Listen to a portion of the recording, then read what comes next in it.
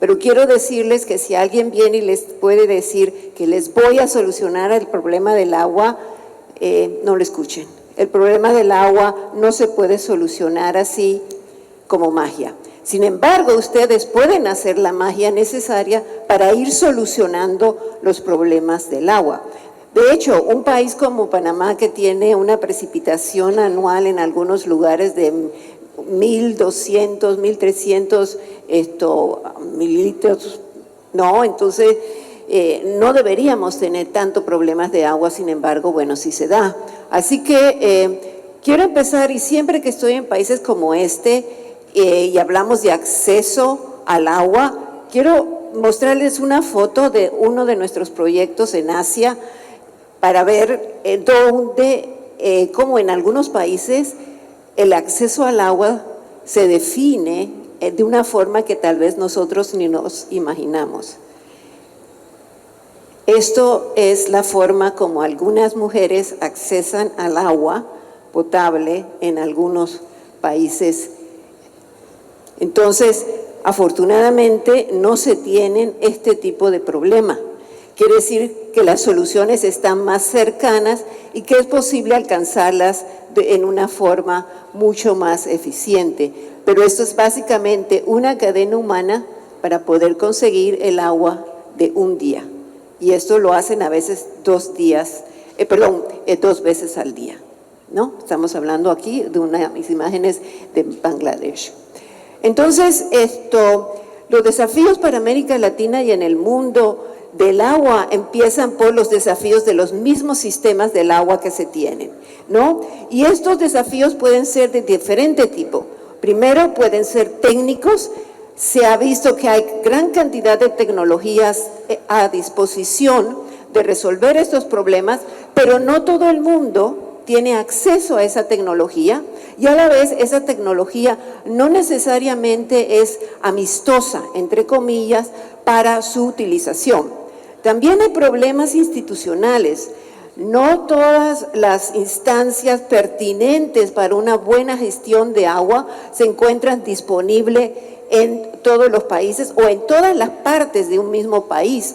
Ustedes mismos aquí tendrán algunos corregimientos que son más ágiles, que tienen más recursos, que tienen más capacitación, mientras que otros, por diferentes motivos, no pueden tener ese mismo grado de dinamismo para resolver los problemas del agua. Entonces, esto quiere decir que a pesar de que las instituciones sean las mismas, no necesariamente funcionan igual.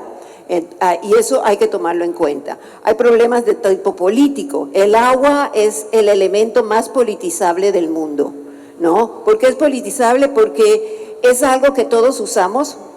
En estos mismos momentos lo están usando aquí presente. Es algo que todos necesitamos y a la vez, a diferencia del aire o de los problemas atmosféricos o del mismo cambio climático, es algo tangible. Usted puede tocar el agua, usted la puede sentir. Entonces es algo que le llega a todo el mundo. Por eso se politiza mucho el agua en lugares y en formas que no necesariamente deberían politizarse.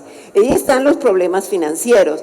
Desgraciadamente, cuando vemos los presupuestos nacionales de la mayoría de los países, la cantidad realmente dedicada al agua es mínima, ¿no? En algunos casos, desgraciadamente, se le dedica más, por ejemplo, al ejército que a los problemas del agua. Entonces, las finanzas es algo impresionante que se debe de tomar en cuenta. Y por último, la relación con la información. A pesar de que tenemos, bueno, y aquí se han presentado cantidad de instrumentos para monitorear el flujo, para monitorear la cantidad de lluvia, etcétera, no está disponible esa información para todos.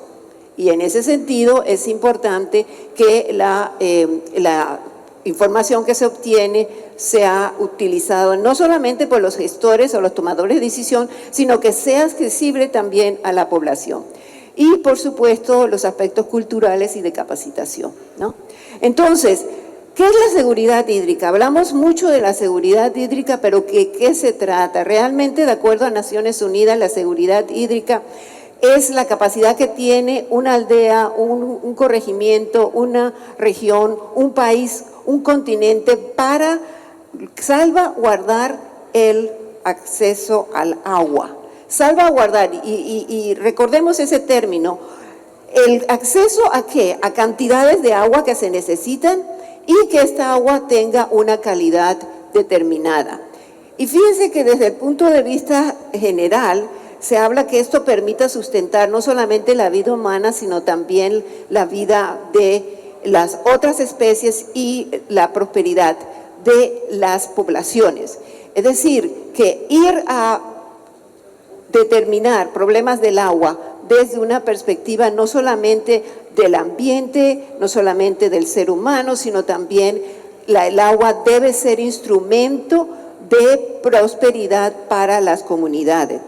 Pero fíjense que cuando nosotros hacemos, por ejemplo, un plan de seguridad hídrica a nivel, por ejemplo, de un corregimiento o de una provincia, estos planes de seguridad hídrica se fijan en dos aspectos. El aspecto primero de la cantidad, es decir, tenemos suficiente agua para satisfacer las necesidades, y segundo es la calidad. Esta agua la puede usar para beber o no. Pero sin embargo, nos estamos olvidando de que hoy en día la seguridad hídrica implica también que el recurso agua y el sector de agua estén seguros. Porque hoy en día tenemos, digamos, dificultades y desafíos que van más allá de que si tenemos mucha agua o si es buena. También hoy en día se debe tomar en cuenta que además de la cantidad, además de la calidad, el recurso y el sector deben de ser seguros. ¿Por qué? Porque hoy en día todo proceso de, por ejemplo, purificación del agua ya no lo hacen el señor X que viene todos los días con un tarrito y mide y echa. No, todo se hace a través de la internet. De hecho, la mayoría de los aspectos que se han presentado aquí en términos de proyectos o en términos de metodologías, usan el internet, y el internet es una puerta abierta para que entre personas capacitadas, y no tienen que estar muy capacitadas, en algunos casos los hacen jóvenes, y alteren, en el caso por ejemplo de la calidad de agua, la composición del agua, y les llegue a ustedes contaminada adrede.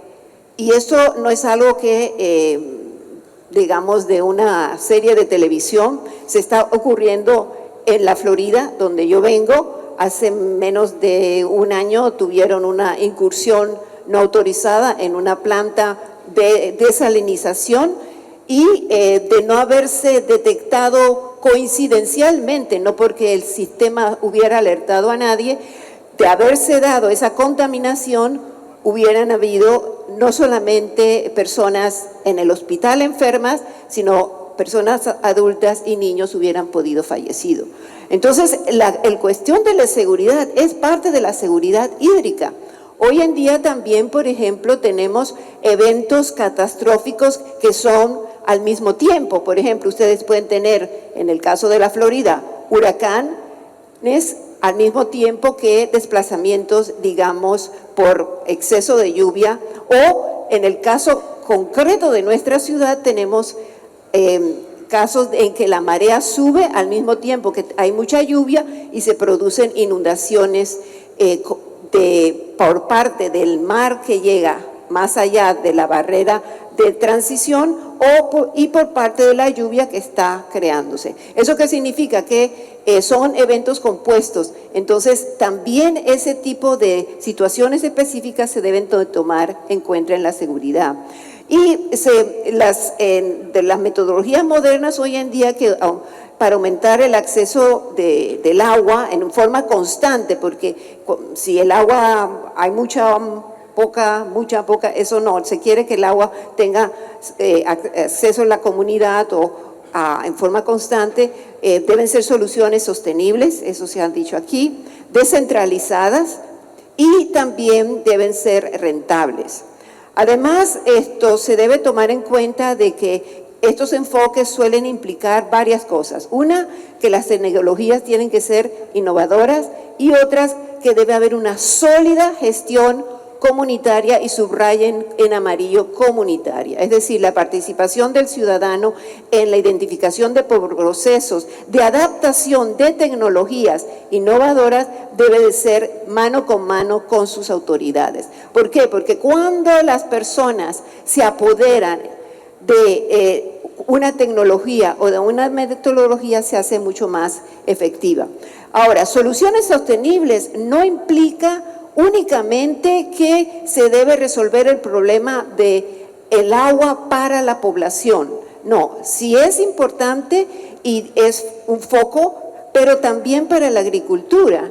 La agricultura usa, ustedes saben, depende del país y de la región, del 75 hasta el 90% del agua que se usa en sectores. También debe ser una visión armónica con los ecosistemas. Y cuando hablamos de ecosistemas, no solamente excluye a los humanos, nosotros también somos partes de los ecosistemas. Por consiguiente, cuando decimos debe haber armonía con los ecosistemas, debemos incluir a nosotros mismos los humanos. ¿Por qué? Porque, por ejemplo, para aspectos recreacionales, para simplemente poder salir, ver los árboles, ver la naturaleza, o sea, somos parte del sistema.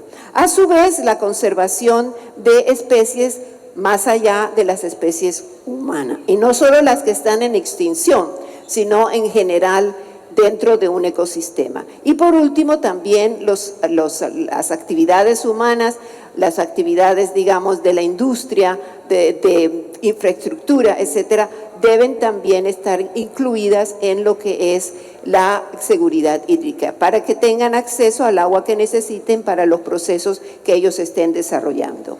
Las soluciones descentralizadas son fundamentales, sobre todo si estamos hablando de soluciones para aldeas o regiones que están aisladas.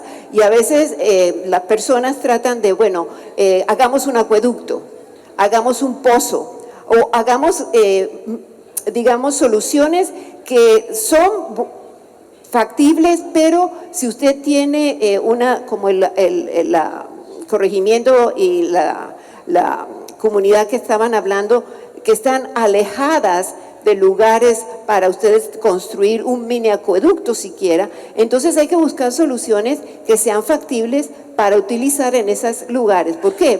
Porque la construcción generalmente de algo como un acueducto a una comunidad que son pocas personas y que está muy alejada, generalmente tiene un costo que es muy importante y que la comunidad en sí no lo puede asumir. Entonces hay que buscar soluciones descentralizadas, es decir, que se acomodan a una comunidad específica. Lo otro es que se pueden usar tecnologías, digamos que son tecnología de punta, como es el uso de membranas, que puede permitir, por ejemplo, la desalinización en acuíferos que están cerca de la costa. Esto sobre todo, ustedes tienen muchas islas, esto sobre todo en el área Cunagala y también cerca de Bocas del Toro, etcétera. Entonces, ahí tal vez la utilización de tecnología de punta amerita. Pero tengan en cuenta que estas tecnologías de punta en algunos casos tienen un costo mayor que algo más tradicional. Y por último, tecnologías que se han estado utilizando desde hace mucho tiempo, se deben también tomar en cuenta, por ejemplo, lo que es la desinfección por métodos de luz del sol, ultravioleta, ¿no? Para eliminar patógenos inclusive dentro del agua. Y por último, tratar de ver en la medida de lo posible qué sistemas naturales existen que ustedes pueden utilizar para mejorar, sobre todo la cantidad y la calidad de agua. Y por ejemplo, es de uno de nuestros proyectos en África, donde para filtrar el agua se utiliza un proceso ecológico de crear una especie de zona de mucha humedad y con varias niveles de filtración hacia abajo. De esta manera, el acueducto del cual extraían agua o extraen agua con un pozo, el agua que se percolaba era mucho más limpia. Y entonces las soluciones deben ser rentables. Pero cuando hablamos de soluciones rentables, tenemos que tener en cuenta que deben ser rentables por un largo tiempo. ¿Y qué quiero decir? Que todo desarrollo de infraestructura o todo desarrollo de una, toda capacidad, incremento de capacidad de acceder al agua, tiene un periodo de diseño, un periodo de construcción y un periodo de uso. Entonces, identificar los costos en cuanto al diseño, ¿no? A veces nos traen una maqueta muy bonita, miren, vamos a poner paneles solares y fotos de dónde se instalaron, etcétera, pero ¿cuánto nos va a costar el diseño y cuánto tiempo ese diseño por cuánto tiempo ustedes nos van a tener ese diseño listo para que nosotros lo podamos implementar? Tengan en cuenta también la construcción. ¿Cuánto cuesta la construcción? ¿Cuánto tiempo se va a llevar? Pero lo más importante, la pregunta que tienen que hacer es ¿cuánto va a costar el mantenimiento? ¿No? Primero, y cuando hablamos de mantenimiento debemos decir, ¿tenemos disponibilidad y cuál es el costo de la fuente de energía? Generalmente todos los sistemas tienen necesitan energía, ¿no? Entonces, ¿cuánto cuesta? Y tenemos esa disponibilidad de una fuente de energía permanente. Deben también definir, ¿tenemos la capacidad laboral para mantener este sistema? Es decir, ¿tenemos nosotros aquí en nuestra aldea o en nuestra pequeña ciudad gente capacitada para darle mantenimiento a esto? O es algo muy bonito que se ve en la foto, pero después se daña y ¿quién viene a arreglarlo? Y no solamente quién viene a arreglarlo, ¿cuánto nos cuesta arreglarlo? ¿Y vamos a tener todas las piezas para arreglarlos? Eso es lo primero que ustedes se preguntan cuando compran un carro. ¿Por qué no lo hacen cuando a veces desarrollan un proyecto de agua? Y por último, manejo de los desechos. Muchos de estos nuevas tecnologías, como por ejemplo paneles solares, membranas, etcétera, una vez que ustedes ya no lo están usando, termina la vida, ¿dónde la ponen? No tenemos mecanismos de disposición segura, por ejemplo, del litio. Entonces, los proyectos, lo que nosotros siempre le decimos a las personas con las que trabajamos es, fíjense al detalle y no se cierren pregunten, porque a la hora de la hora, sobre todo ustedes, como alcaldes, como corregidores, como autoridades, van a ser las primeras personas a las que apuntan si no resulta. Así que no solamente por el bien de su comunidad, sino también para que ustedes puedan seguir haciendo el trabajo que están haciendo. Y entonces, solo para darles un ejemplo, en este país, en África, nosotros trabajamos y no había un cementerio de pozos. En ese cementerio de pozos lo habían construido lo construyeron los americanos, estos fueron los franceses, aquellos fueron los suizos. ¿Qué pasó? Bueno, aquí teníamos que usar gasolina para la bomba, entonces cuando se fueron no teníamos para comprar la gasolina. Aquí trajeron paneles solares, cuando se dañaron no teníamos paneles solares. Entonces habían en un espacio pequeño como 20 pozos que ya nadie usaba y nosotros veníamos a construir más pozos. Entonces, ¿qué hacemos? Bueno, la solución fue usando una bicicleta, usar la bicicleta para pompear el agua de un río. Y con eso, todavía esa bicicleta sigue y es una de las pocas fuentes de agua, de acceso al agua que esa comunidad todavía tiene. Estas fotos que son de uno de nuestros partners, se ve el chico atrás con su bicicleta y el agua para llegarle a... Y lo que bueno es que la bicicleta la pueden poner aquí, después la ponen acá y la ponen acá. Y a lo largo del río, de todo el río, pueden ir regando cada cierto tiempo las diferentes parcelas. Los pozos no los podían mover. y todavía están ahí, no los pueden mover. Entonces, las soluciones antiguas, las soluciones que creen que eso no es tecnología, eso no usamos el internet, eso no usamos... No, algunas son necesarias y algunas son todavía buenas. Entonces, cuando estén analizando qué hacemos, no se olviden de ver inclusive tecnologías que ya se consideran obsoletas, pero que todavía son útiles. Y van a escuchar después de mí a una persona que va a hablar sobre captación de agua de lluvia. Los incas hacían eso, así que ¿por qué no hacerlo todavía? Y bueno, resumiendo, la seguridad hídrica no solamente pensar en la cantidad, en la calidad, sino también en la seguridad del recurso y del sector. Pueden tener toda el agua que ustedes quieran, de la mejor calidad, pero si su sector es vulnerable a ciertos elementos como la ciberseguridad, como los eventos compuestos, etcétera, esa agua que ustedes cuentan con esa agua puede estar en peligro. Así que esperamos que no importa cuál sea el hábitat donde ustedes se encuentran o si están trabajando y requieren agua para procesos industriales, recuerden también que el agua está ligada a otros elementos como son, por ejemplo, hoy en día los plásticos. Los plásticos son los mayores contaminantes hoy en día del agua. Así que cuando piensen en el agua, piensen más allá del agua. Piensen también en los desechos que invaden las fuentes de agua.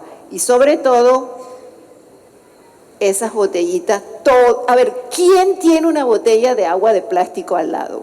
Por favor, levántenla.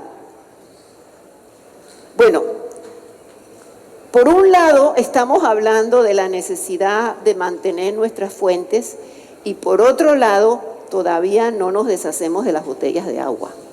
Y mientras nosotros estemos con un cartel, como en un evento que yo estuve hace 13 meses, donde había un señor con un cartel, limpiemos nuestras fuentes de agua.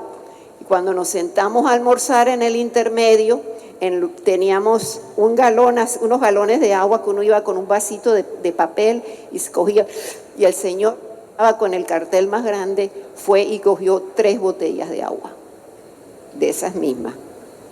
Así que empecemos por nosotros, busquemos una solución, ¿no? ¿Cuál es? Yo no les puedo decir, como les dije al principio, que les dice que tiene las soluciones del agua, les está mintiendo.